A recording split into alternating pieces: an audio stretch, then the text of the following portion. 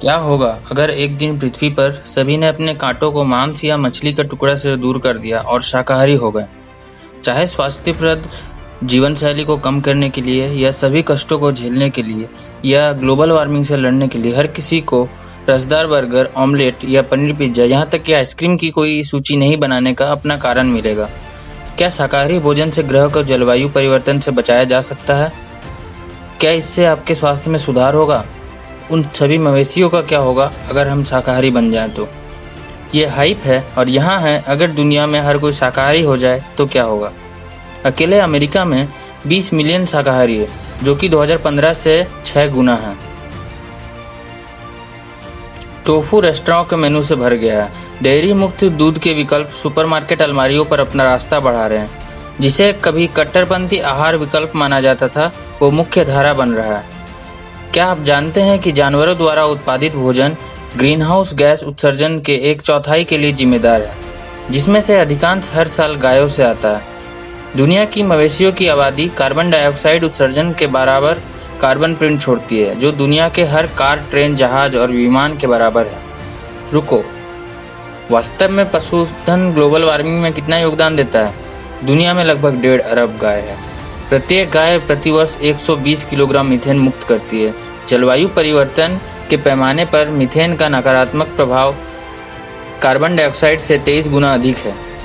उस मवेशी के ऊपर ग्रह की सभी कृषि भूमि का 2/3 हिस्सा होता है। अगर हम सब शाकाहारी हो गए तो हम वनों और घास के मैदानों को बहाल करने के लिए उस चारागाह भूमि का अधिकांश उपयोग करेंगे, ताकि हवा में कार्बन डाइऑक्साइड को कम किया जा सके। हम अपने खाद्य आपूर्ति में अंतराल को भरने के लिए अधिक फसल उगाना शुरू कर सकते हैं।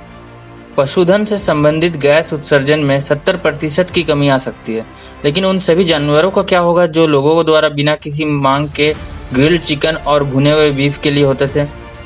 अरबों जानवरों को मार दिया जाएगा या छोड़ दिया जाएगा।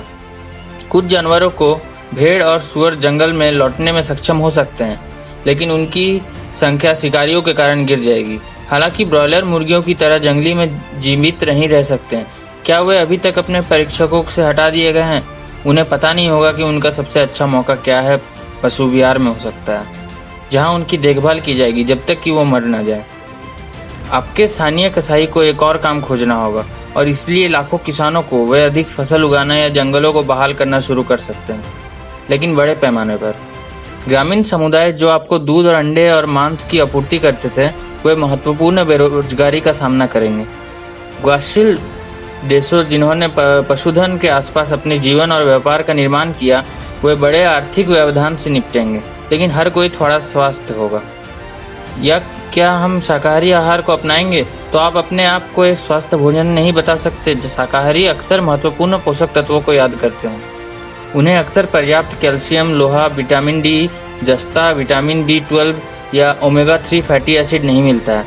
चूंकि मांस, अंडे और पनीर अब प्रोटीन के एक आदर्श स्रोत के रूप में नहीं परोसे जाएंगे, इसलिए आपको बहुत सारे सोयाबीन और दाल पे निर्भर रहना होगा। लेकिन एक उचित आहार के साथ हम कम कोरोनरी हृदय रोग, स्ट्रोक और मधुमेह से पीड़ित होंगे। वैश्विक मृत्यु दर में 10% तक की कमी आएगी।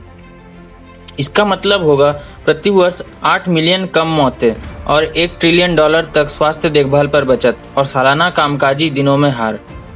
लेकिन विकासशील देशों में नहीं, जहां 2 अरब से अधिक लोगों को पहले से ही मांस के बिना बड़े पैमाने पर अल्प पोषण का सामना करना पड़ा, उनके लिए चीजें स्वस्थ नहीं होंगी।